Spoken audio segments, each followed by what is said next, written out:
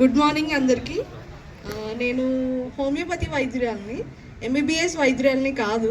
కానీ హోమియోపతి గురించి మీకు ఎవరికైనా తెలుసా? ఇక్కడ ఎవరైనా వాడారా మెడిసిన్స్? మీరు వాడారు. అదే అందరికీ తెలియదు కాబట్టి నేను ఇక్కడికి వచ్చాను. సో మీరు ఇక్కడ నా దగ్గరకు వచ్చి చూపించుకోండి, నేను చెప్తాను దాని గురించి, హోమియోపతి గురించి. ఈ మెడిసిన్స్కి సైడ్ ఎఫెక్ట్స్ అనేది ఏమి ఉండవు. సో అంటే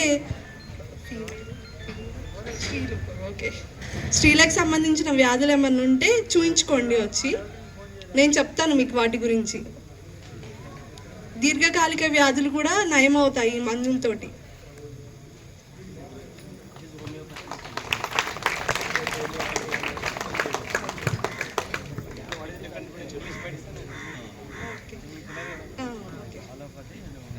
అయితే ఇప్పుడు మీరు నొప్పులకి ఇంగ్లీష్ మందులు వాడుతున్నారు కదా, నొప్పులు రాగానే ఏదో ఒక మందు వేసుకోవడము, అప్పటి వరకు తగ్గుతుంది, మళ్ళీ రావడం, అది జరుగుతుంది కదా. హోమియోపతితో ఏంటి అంటే చిన్నగా క్యూర్ అవుతూ ఉండిద్ది అనమాట. ఇప్పుడు వేసుకోగానే వెంటనే అయితే స్టార్ట్ అవ్వదు రిలీఫ్ అనేది, చిన్నగా తగ్గుతూ ఉండిద్ది. సో మనకి పెయిన్ కిల్లర్స్ వేసుకోవడం వల్ల కిడ్నీలో ఇన్ఫెక్షన్ స్టార్ట్ అవుతుంది. ఫస్ట్ బాగానే ఉంటుంది, ఏజ్ అయ్యే కొద్దీ ఇన్ఫెక్షన్స్ అనేది స్టార్ట్ అవుతూ ఉంటుంది. కానీ హోమియోపతి వాడడం వల్ల ఏంటి అంటే ఇన్ఫెక్షన్స్ అనేది ఏమి ఉండవు అనమాట. కానీ ఇది టైం పడుతుంది, చిన్నగా క్యూర్ అవుతూ ఉండిద్ది. చాలామంది ఏమనుకుంటారంటే ఈ మెడిసిన్ అందరికి సేమ్ ఇస్తారు, ఏం తగ్గుతుందో ఏమో అన్నట్టు అనుకుంటారు.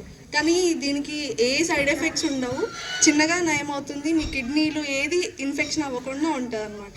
ఇది మొత్తం ప్లాంట్ బేస్డ్ మెడిసిన్సే అన్నీ. Okay, thank you.